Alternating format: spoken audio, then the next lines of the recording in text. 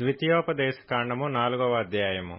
కాబట్టి ఇశ్రాయేలీయులారా, మీరు బ్రతికి మీ పితరుల దేవుడైన యెహోవా మీకిచ్చుచున్న దేశములోనికి పోయి స్వాధీనపరచుకొనున్నట్లు మీరు అనుసరింపవలసిన విధులను కట్టడలను నేను మీకు బోధించుచున్నాను.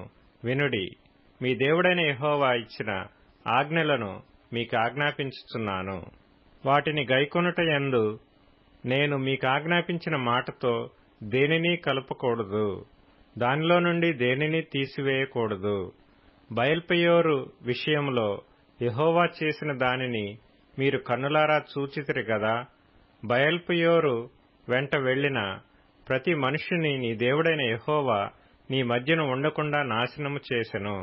మీ దేవుడైన యెహోవాను హత్తుకొనిన మీరందరూ నేటి వరకు సజీవులై ఉన్నారు. నా దేవుడైన యెహోవా నాకాజ్ఞాపించినట్లు మీరు స్వాధీనపరచుకొనబోవు దేశమున మీరాచరింపవలసిన కట్టడలను నిధులను మీకు నేర్పితిని. ఈ కట్టడలన్నిటినీ మీరు గైకొని అనుసరింపవలెను. వాటిని గూర్చి విను జనముల దృష్టికి అదే మీకు జ్ఞానము, అదే మీకు వివేకము. వారు చూచి నిశ్చయముగా ఈ గొప్ప జనము జ్ఞాన వివేచనలు గల జనమని చెప్పుకొందురు. ఏలయనగా మనము ఆయనకు మొర్రపెట్టినప్పుడెల్లా మన దేవుడైన యెహోవా మనకు సమీపముగానున్నట్టు మరి ఏ గొప్ప జనమునకు ఏ దేవుడు సమీపముగానున్నాడు? మరియు నేడు నేను మీకు అప్పగించుచున్న ఈ ధర్మశాస్త్రమంతటిలోనున్న కట్టడలను నీతి విధులను గల గొప్ప జనమేది? అయితే నీవు జాగ్రత్త పడుము. నీవు కన్నులారా చూచిన వాటిని మరువక ఇండునట్లును, అవి నీ జీవితకాలమంతయు నీ హృదయంలో నుండి తొలగిపోకుండునట్లును నీ మనస్సును బహు జాగ్రత్తగా కాపాడుకొనుము. నీ కుమారులకును నీ కుమారుల కుమారులకును వాటిని నేర్పి, నీవు హోరేబులో నీ దేవుడైన యెహోవా సన్నిధిని నిలిచియుండగా, యెహోవా నా యొద్దకు ప్రజలను కూర్చుము, వారు ఆ దేశము మీద బ్రతుకు దినములన్నీయు నాకు భయపడ నేర్చుకుని తమ పిల్లలకు నేర్పునట్లు వారికి నా మాటలను వినిపించదనని ఆయన నాతో చెప్పిన దినమును గూర్చి వారికి తెలుపుము. అప్పుడు మీరు సమీపించి ఆ కొండ దిగువను నిలిచితిరి. చీకటియు మేఘమును గాఢాంధకారమును కమ్మి ఆ కొండ ఆకాశము వరకు అగ్నితో మండుచుండగా యెహోవా ఆ అగ్ని మధ్య నుండి మీతో మాట్లాడెను. మాటల ధ్వని మీరు వింటిరి గాని ఏ స్వరూపమును మీరు చూడలేదు, స్వరము మాత్రమే వింటిరి. మరియు మీరు చేయవలెనని ఆయన విధించిన నిబంధనను అనగా 10 ఆజ్ఞలను మీకు తెలియజేసి 2 రాతి పలకల మీద వాటిని వ్రాసెను. అప్పుడు మీరు నది దాటి స్వాధీనపరచుకొనబోవు దేశములో మీరు అనుసరింపవలసిన కట్టడలను విధులను మీకు నేర్పవలెనని యెహోవా నాకాజ్ఞాపించెను. హోరేబులో యెహోవా అగ్నిజ్వాలల మధ్య నుండి మీతో మాట్లాడిన దినమున మీరు ఏ స్వరూపమును చూడలేదు.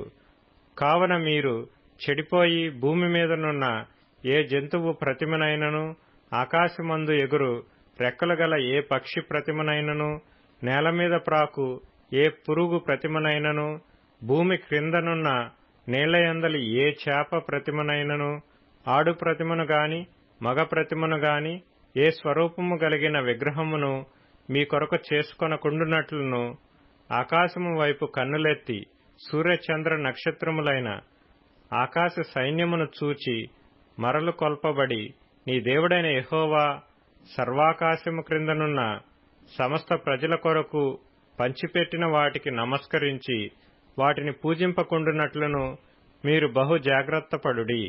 యెహోవా మిమ్మును చేపట్టి నేడున్నట్లు మీరు తనకు స్వకీయ జనముగా నుండుటకై ఐగుప్తు దేశములో నుండి ఆ ఇనుప కొలిమిలో నుండి మిమ్మును రప్పించెను. మరియు యెహోవా మిమ్మును బట్టి నా మీద కోపపడి నేను ఈ యొర్దాను దాటకూడదనియు నీ దేవుడైన యెహోవా స్వాస్థ్యముగా నీకిచ్చుచున్న ఈ మంచి దేశములో ప్రవేశింపకూడదనియు ప్రమాణము చేసెను. కావున నేను ఈ యొర్దాను దాటకుండా ఈ దేశముననే చనిపోదును. మీరు దాటి ఆ మంచి దేశమును స్వాధీనపరచుకొనెదరు. మీ దేవుడైన యెహోవా మీకు ఏర్పరచిన నిబంధనను మరచి నీ దేవుడైన యెహోవా నీకాజ్ఞాపించినట్లు ఏ స్వరూపము కలిగిన విగ్రహమునైనను చేసుకొనకుండునట్లు మీరు జాగ్రత్త పడవలెను. ఏలయనగా నీ దేవుడైన యెహోవా దహించు అగ్నియు రోషము గల దేవుడునై ఉన్నాడు. మీరు పిల్లలను పిల్లల పిల్లలను కని ఆ దేశమందు బహుకాలము నివసించిన తరువాత మిమ్మును మీరు పాడు చేసుకుని ఏ స్వరూపము కలిగిన విగ్రహమునైనను చేసి నీ దేవుడైన యెహోవాకు కోపము పుట్టించి ఆయన కన్నుల ఎదుట కీడు చేసిన ఎడల మీరు ఈ యొర్దాను దాటి స్వాధీనపరచుకొనబోవు దేశములో ఉండకుండా త్వరలోనే బొత్తిగా నశించిపోదురని భూమ్యాకాశములను మీ మీద సాక్షులుగా ఉంచుచున్నాను. ఆ దేశమందు బహుదినములుండక మీరు బొత్తిగా నశించిపోదురు. మరియు యెహోవా జనములలో మిమ్మును చెదరగొట్టును. యెహోవా ఎక్కడికి మిమ్మును తోలివేయునో అక్కడి జనములలో మీరు కొద్దిమందే మిగిలియుందురు. అక్కడ మీరు మనుషుల చేతి పని అయిన కర్ర రాతి దేవతలను పూజించెదరు. అవి చూడవు, వినవు, తినవు, వాసన చూడవు. అయితే అక్కడ నుండి నీ దేవుడైన యెహోవాను మీరు వెదికిన ఎడల నీ పూర్ణ హృదయముతోనూ నీ పూర్ణాత్మతోనూ వెదకునప్పుడు ఆయన నీకు ప్రత్యక్షమగును. ఈ సంగతులన్నీయు నీకు సంభవించిన తరువాత నీకు బాధ కలుగునప్పుడు అంత్యదినములలో నీవు నీ దేవుడైన యెహోవా వైపు తిరిగి ఆయన మాట వినిన ఎడల నీ దేవుడైన యెహోవా కనికరము గల దేవుడు గనుక నిన్ను చెయ్యి విడువడు, నిన్ను నాశనము చేయడు. తాను నీ పితరులతో ప్రమాణము చేసిన నిబంధనను మరచిపోడు. దేవుడు భూమి మీద నరుని సృజించిన దినము మొదలుకొని నీకంటే ముందుగా నుండిన మునుపటి దినములలో ఆకాశము యొక్క ఈ దిక్కు నుండి ఆకాశము యొక్క ఆ దిక్కు వరకు ఇట్టి గొప్ప కార్యము జరిగినా, దీని వంటి వార్త వినబడినా అని నీవు అడుగుము. నీవు దేవుని స్వరము అగ్ని మధ్య నుండి మాట్లాడుట వినినట్లు మరి ఏ జనమైనను విని బ్రతికినా, మీ దేవుడైన యెహోవా ఐగుప్తులో మీ కన్నుల ఎదుట చేసిన వాటన్నిటి చొప్పున ఏ దేవుడైనను శోధనలతోనూ సూచక క్రియలతోనూ మహత్కార్యములతోనూ యుద్ధముతోనూ బాహుబలముతోనూ చాచిన చేతితోనూ మహాభయంకర కార్యములతోనూ ఎప్పుడైనను వచ్చి ఒక జనములో నుండి తన కొరకు ఒక జనమును తీసుకొన యత్నము చేసినా, అయితే యెహోవా దేవుడనియు ఆయన తప్ప మరి ఒకడు లేడనియు నీవు తెలుసుకొనున్నట్లు అది నీకు చూపబడెను. నీకు బోధించుటకు ఆయన ఆకాశము నుండి తన స్వరమును నీకు వినిపించెను. భూమి మీద తన గొప్ప అగ్నిని నీకు చూపినప్పుడు ఆ అగ్ని మధ్య నుండి ఆయన మాటలను నీవు వింటివి. ఆయన నీ పితరులను ప్రేమించిన గనుక వారి తరువాత వారి సంతానమును ఏర్పరచుకొనెను. నీకంటే బలమైన గొప్ప జనములను నీ ముందర నుండి వెళ్లగొట్టి నిన్ను ప్రవేశపెట్టి ఆయన నేడు చేయుచున్నట్లు వారి దేశమును నీకు స్వాస్థ్యముగా ఇచ్చుటకై నీకు తోడుగా నుండి ఐగుప్తులో నుండి తన మహాబలము చేత నిన్ను వెలుపలికి రప్పించెను.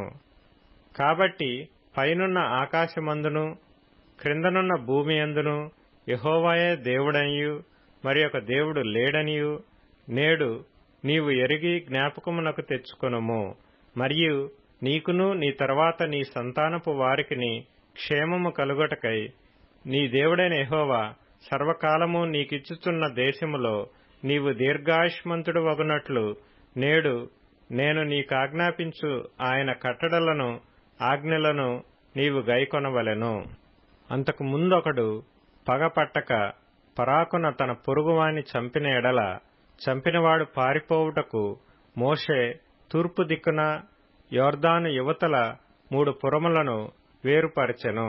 అటివాడెవడైనను ఆ పురములలో దేనిలోనికైనను పారిపోయి బ్రతుకును. అవేవనగా రూబేనీయులకు మైదానపు దేశారణ్యమందలి బేసెరును, గాదీయులకు గిలాదులోనున్న రామోతును, మనష్షీయులకు బాషానులోనున్న గోలాను అనునవే.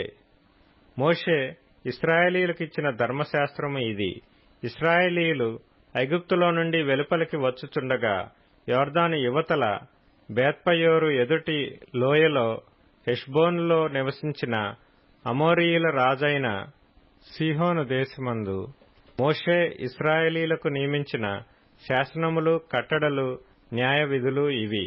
మోషేయు ఇశ్రాయేలీయులను ఐగుప్తులో నుండి వచ్చుచు ఆ సీహోనును హతము చేసి అతని దేశమును, యొర్దాను యువతల ఉదయ దిక్కుననున్న బాషాను రాజైన ఓగు యొక్క దేశమును, అర్నోను ఏటి దరినున్న ఆరోయేరు మొదలుకొని హెర్మోనను సీయోను కొండ వరకున్న అమోరీయుల 2 రాజుల దేశమును, పిస్గా ఈటులకు దిగువగా అరాబా సముద్రము వరకు తూర్పు దిక్కున యొర్దాను అవతల అరాబా ప్రదేశమంతయు స్వాధీనపరుచుకొనిరి.